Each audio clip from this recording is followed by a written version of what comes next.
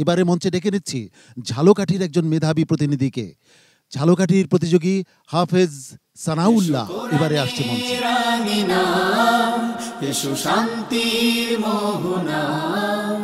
আসসালামু আলাইকুম ওয়া রাহমাতুল্লাহি ওয়া বারাকাতুহু। ওয়া আলাইকুম আসসালাম ওয়া রাহমাতুল্লাহি ওয়া বারাকাতুহু।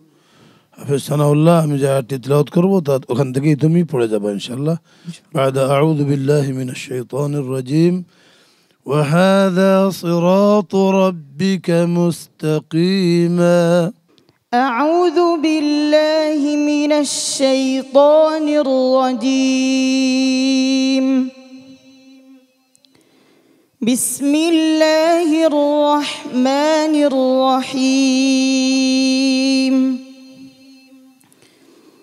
وهذا صراط ربك مستقيما قد فصلنا الآيات لقوم يذكرون لهم دار السلام عند ربهم وهو وليهم بما كانوا يعملون ويوم يحشرهم جميعا يا معشر الجن قد استكثرتم من الإنس وقال أولياؤهم من الإنس ربنا استمتع بعضنا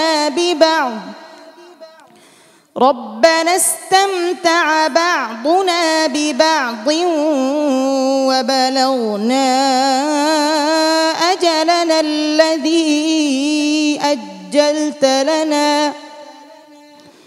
قال النار مثواكم خالدين فيها إلا ما شاء الله إن ربك حكيم عليم وكذلك نولي بعض الظالمين بعضا بما كانوا يكسبون يا معشر الجن والإنس ألم يأتكم رسل منكم يقصون عليكم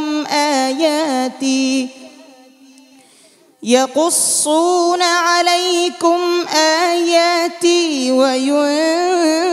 وينذرونكم لقاء يومكم هذا قالوا شهدنا على أنفسنا وغرتهم الحياة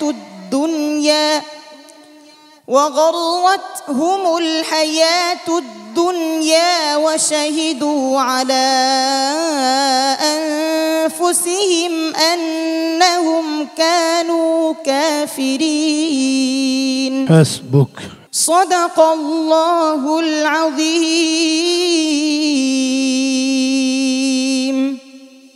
সম্মানিত বিচারক শেখ ফখরুল হুদা, আপনার কাছে কেমন লাগলো এই প্রতিযোগীর আজকের পারফরম্যান্স? মাশাআল্লাহ, সানাউল্লাহর তেলাওয়াত অত্যন্ত চমৎকার তেলাওয়াত ছিল, মুআসসির তেলাওয়াত ছিল। আমার মন তো চাচ্ছিল খালি শুনে যাই, কিন্তু টাইম সীমিত, নির্ধারিত, যার কারণে তাকে আটকাতে বাধ্য হলাম মনের ইচ্ছার বিরুদ্ধে। শুধু ছোট্ট কিছু মুলাহাদা আছে তোমার।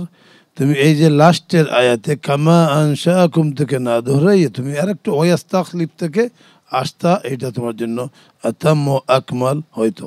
আর ইয়াগুলি তোমার শক্ত হয়ে যায়।